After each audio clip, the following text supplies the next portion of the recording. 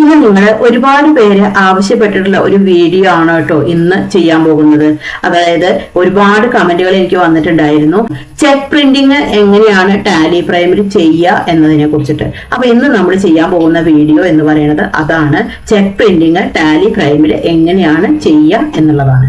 അതായത് നമ്മളിപ്പോ ഒരു ചെക്ക് കൊടുക്കും പാർട്ടിക്ക്, അപ്പോൾ നമുക്ക് എന്തെങ്കിലും നമ്മൾ എന്താണ് ചെയ്യുക, നമ്മൾ ചെക്കില് നമ്മളെ എമൗണ്ട് അതുപോലെ എല്ലാ ഡീറ്റെയിൽസും നമ്മൾ എഴുതുകയാണ് ചെയ്യുക. അപ്പൊ ആ എഴുതുന്നതിന് പകരമായിട്ട് അതിൽ നമുക്ക് പ്രിന്റ് ചെയ്യാൻ വേണ്ടിയിട്ട് നമുക്ക് വെച്ചു കൊടുക്കാം. അതായത് ചെക്ക് നമുക്ക് പ്രിന്ററിൽ വെച്ചിട്ട് നമുക്കത് കോൺഫിഗർ ചെയ്തിട്ട് എടുക്കാം. അപ്പൊ പല ആൾക്കാരും തെറ്റിദ്ധാരണയാണ്, നമ്മള് ചെക്ക് പ്രിന്റ് ചെയ്യാൻ പറഞ്ഞാൽ നമ്മൾ ബാങ്കിൽ നിന്ന് അത് പ്രിന്റ് എടുത്തിട്ട് എടുക്കുക. അങ്ങനെയല്ല, നമ്മൾ ഇഷ്യൂ ചെയ്യുന്ന ചെക്കില് നമ്മൾ എഴുതുന്നതിന് പകരം എന്താണ് പ്രിന്റ് എടുക്കാം. അപ്പൊ എന്താ വെച്ചാൽ അതിന് ഒരു കാണുന്ന ഒരു ഫീല് ഒന്ന് ഡിഫറെന്റ് ആണ്. ഒരു പ്രിന്റ് എടുത്തുള്ള ചെക്കും ഒരു റിട്ടേൺ ചെക്കും തമ്മിൽ നമുക്ക് കാണുമ്പോൾ ഒരു രണ്ടും വ്യത്യസ്തമാണ്.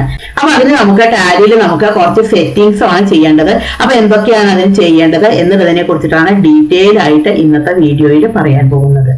ഹലോ ഫ്രണ്ട്സ്, ഞാൻ Shyamala Narayanan. Welcome back to my channel Tally accounting Malayalam.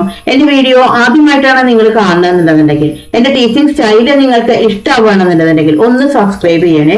അതിനോടൊപ്പം തന്നെ തൊട്ടടുത്തുള്ള ബെൽ ബട്ടണും കൂടി ഒന്ന് ക്ലിക്ക് ചെയ്യണേ.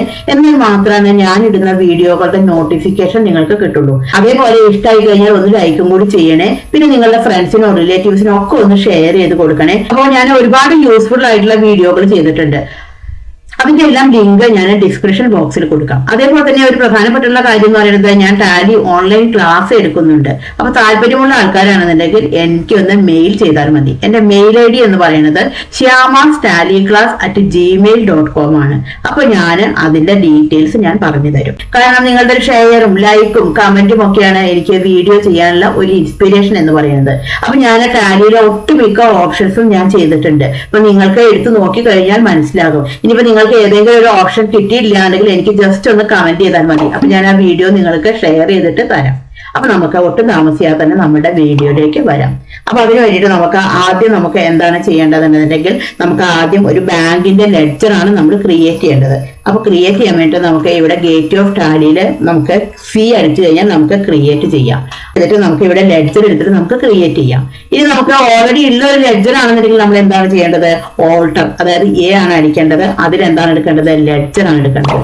അതിൽ നമുക്ക് ബാങ്ക് നമുക്ക് എടുക്കാം. ഇവിടെ സ്റ്റേറ്റ് ബാങ്ക് ഓഫ് ഇന്ത്യ ഉണ്ട്. ഇവിടെ ബാങ്ക് എടുത്തു കഴിഞ്ഞാൽ നമുക്ക് ഇവിടെ ജസ്റ്റ് ഇങ്ങനെ എൻ്റർ അടിച്ചിട്ട് പോരുക. അപ്പൊ നമ്മളിവിടെ ജസ്റ്റ് എൻ്റർ അടിച്ച് കഴിഞ്ഞാൽ നമുക്ക് ഇവിടെ ഓപ്ഷൻ ചോദിക്കും, set alter range for cheque book. അതായത് നമ്മള് ചെക്ക് ബുക്ക് എടുക്കുമ്പോൾ നമുക്ക് അതിനൊരു ചെക്ക് ബുക്ക് കിട്ടുമല്ലോ. അപ്പൊ അതിലെ ഓരോ ലീഫുകൾ എന്താണ് നമ്മൾ നമ്പർ ഇട്ട് വെച്ചിട്ടുണ്ടായിരിക്കും. നമ്മൾ ബാങ്കിൽ നിന്ന് നമ്മളൊരു ചെക്ക് ബുക്കിൽ നമ്മൾ അപേക്ഷിച്ച് കഴിഞ്ഞാൽ നമുക്കൊരു ചെക്ക് ബുക്ക് കിട്ടും. അപ്പൊ നമുക്ക് ഇവിടെ യെസ് കൊടുക്കാം. ഇവിടെ യെസ് കൊടുത്തു കഴിഞ്ഞാൽ നമുക്ക് ആ ചെക്ക് ബുക്കിലെ നമ്പർ നമുക്ക് ഇവിടെ സെറ്റ് ചെയ്തിട്ട് വെക്കാം. അപ്പൊ ഈ നമ്പർ നമ്മൾ ഓരോ പ്രാവശ്യവും അടിക്കേണ്ട ആവശ്യമില്ല. അപ്പൊ ഇവിടെ നമുക്ക് നമ്പർ അടിക്കാം. അപ്പോൾ 6 ഡിജിറ്റ് എങ്കിലും ഉണ്ടായിരിക്കണം കേട്ടോ അതിന്റെ നമ്പർ അടിക്കണമെന്നുണ്ടെങ്കിൽ. ഇപ്പൊ നമ്മുടെ നമ്പർ 100 ആണ് തുടങ്ങണമെന്നുണ്ടെങ്കിൽ നമുക്ക് ഇവിടെ മുമ്പിൽ നമ്മൾ 3 0 ഇട്ടു, എന്നിട്ട് നമ്മൾ 100 എന്നുള്ളത് അടിച്ചു. എന്നിട്ട് നമ്മൾ ഇനി എത്ര നമ്പർ വരികയാണുള്ളത് അപ്പോഴാണെന്നുണ്ടെങ്കിൽ ഞാനിപ്പോ ഇവിടെ അടിച്ചു. ഇവിടെ ഞാൻ 110 എന്നുള്ളത് അടിച്ചു. അപ്പൊ ഇവിടെ ഓട്ടോമാറ്റിക് ആയിട്ട് എത്ര ചെക്ക് എണ്ണം ഇവിടെ ഓട്ടോമാറ്റിക് ആയിട്ട് കാണിക്കും. 11 ചെക്സ് ആണ് ഇവിടെ വന്നിരിക്കുന്നത്. നമുക്ക് എൻ്റർ അടിച്ചു. നമുക്ക് എന്തെങ്കിലും നമ്മളുടെ ആ ചെക്ക് ബുക്കിന് നമുക്ക് പേര് കൊടുക്കണമെങ്കിൽ നമുക്ക് ഇവിടെ കൊടുക്കാം. ഇപ്പൊ ഞാനിവിടെ AB എന്നുള്ള ഒരു പേര് കൊടുത്തു. ജസ്റ്റ് എൻ്റർ അടിച്ചു. എൻ്റർ അടിച്ചു കഴിഞ്ഞാൽ ഇവിടെ നമുക്ക് ചോദിക്കും എനേബിൾ ചെക്ക് പ്രിന്റിംഗ്. അപ്പൊ ഈ ഒരു ഓപ്ഷൻ നമുക്ക് യെസ് കൊടുക്കാം. നമുക്ക് ചെക്ക് പ്രിന്റിംഗ് നമുക്ക് എനേബിൾ ആക്കി വെക്കണം. അത് കഴിഞ്ഞാൽ ഇവിടെ ചോദിക്കും set alter check printing configuration. ഇനി നമ്മൾ കോൺഫിഗറേഷൻ ആണ്, അതായത് അതിന്റെ ഹൈറ്റ് വിഡ്ത്ത് എല്ലാം നമ്മൾ സെറ്റ് ചെയ്ത് വെക്കണം. അപ്പൊ ഇവിടെ നമ്മൾ യെസ് കൊടുത്തു. യെസ് കൊടുത്തു കഴിഞ്ഞാൽ നമുക്ക് ഈ ഒരു വിൻഡോയിലേക്കാണ് നമ്മൾ വരിക. ചെക്ക് പ്രിന്റിംഗ് കോൺഫിഗറേഷൻ എന്ന് പറഞ്ഞിട്ട്, അതായത് സ്റ്റേറ്റ് ബാങ്ക് ഓഫ് ഇന്ത്യയുടെ ചെക്ക് പ്രിന്റിംഗ് കോൺഫിഗറേഷൻ, അതിന്റെ വിഡ്ത്ത് ഹൈറ്റ് എല്ലാം ഇവിടെ കാണിക്കും. അപ്പൊ ഇവിടെ നമുക്കൊരു ഓപ്ഷൻ കാണിക്കും, കോപ്പി ഫ്രം. Alt B അടിച്ചാൽ മതി. അപ്പൊ ഇവിടെ അടുത്ത് നമുക്ക് ഇവിടെ കോപ്പി ഫ്രം എന്നുള്ളത് അടിക്കാം. അപ്പൊ ഇവിടെ നമുക്ക് സാമ്പിൾ ഫോർമാറ്റ് ഉണ്ട്. ടാലിയിൽ ഓൾറെഡി ഒരു സാമ്പിൾ ഫോർമാറ്റ് ഉണ്ട്. ഇത് എടുത്തു കഴിഞ്ഞാൽ നമ്മൾ ഇതൊന്നും അടിച്ചു കൊടുക്കേണ്ട ആവശ്യമില്ല. ഓൾറെഡി ഇതെല്ലാം പ്രീഫിൽ ചെയ്തിട്ട് വരും. എല്ലാം അതിന്റെ ഡീറ്റെയിൽസ് എല്ലാം നമ്മൾ ഇവിടെ ഫില്ല് ചെയ്തിട്ട് വരും. ഇവിടെ നമ്മളത് ജസ്റ്റ് നമുക്ക് ഇതിങ്ങനെ എൻ്റർ അടിച്ച് കഴിഞ്ഞിട്ട് നമുക്ക് ഈ ഒരു വിൻഡോ Ctrl E അടിച്ചിട്ട് നമുക്ക് സേവ് ചെയ്യാം. അപ്പൊ Ctrl E അടിച്ചു. ഇനി ഇതിന്റെ പ്രിവ്യൂ എടുത്ത് നോക്കി കഴിഞ്ഞാൽ നമുക്കിവിടെ ജസ്റ്റ് ഇതിന്റെ പ്രിവ്യൂ എടുത്ത് നോക്കി അപ്പോൾ നമുക്ക് കാണിച്ചു അപ്പൊ ഇതിന്റെ പ്രിവ്യൂ നമുക്കിവിടെ കാണുന്നുണ്ട്. ഇവിടെ പാർട്ടിയുടെ പേര്, അതേപോലെ തന്നെ ഇവിടെ നമുക്ക് എമൗണ്ടിന്റെ ഡീറ്റെയിൽസ്, നമുക്ക് സൈൻ ചെയ്യാനുള്ള ഡീറ്റെയിൽസ്, എല്ലാ ഡീറ്റെയിൽസും ഇവിടെ ഓട്ടോമാറ്റിക് ആയിട്ട് വന്നിട്ടുണ്ട്. അപ്പോൾ ഈ ഒരു ഡീറ്റെയിൽസിലാണ് നമുക്ക് ഇങ്ങനെ ഒരു ഫോർമാറ്റ് ആണ് നമുക്ക് കിട്ടുക. അപ്പൊ നമുക്ക് ഇനി ഇത് എൻ്റർ അടിച്ച് കഴിഞ്ഞ് കഴിഞ്ഞിട്ട് നമുക്കിത് സേവ് ചെയ്ത് വെക്കാം. അതായത് നമ്മളിപ്പോ ഈ ബാങ്കിന്റെ ഡീറ്റെയിൽസിൽ അതായത് ഇപ്പൊ നമ്മളെ ബാങ്കിന്റെ ലെഡ്ജറിൽ പോയിട്ട് നമ്മളെ എല്ലാ ഡീറ്റെയിൽസും നമ്മൾ സേവ് ചെയ്തിട്ട് വെച്ചു. അതിന്റെ കോൺഫിഗർ അടിച്ചു കഴിഞ്ഞിട്ട് നമ്മൾ അത് കൺട്രോൾ അടിച്ചു കഴിഞ്ഞിട്ട് നമ്മൾ സേവ് ചെയ്ത് വെച്ചു. ഇവിടെ നമുക്ക് ഇത് എൻ്റർ അടിച്ചു കഴിഞ്ഞിട്ട് ഇത് സേവ് ചെയ്തു.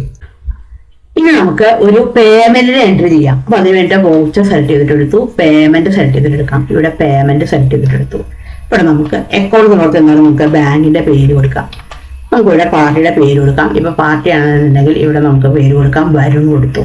അപ്പോൾ വരുണാണെങ്കിൽ ഇവിടെ 25,000 കൊടുക്കാനുണ്ട്. നമ്മളാണെന്നുണ്ടെങ്കിൽ ഒരു 20,000 ഇവിടെ കൊടുക്കുന്നു. അപ്പൊ 20,000 അടിച്ചു, ജസ്റ്റ് എൻ്റർ അടിച്ചു.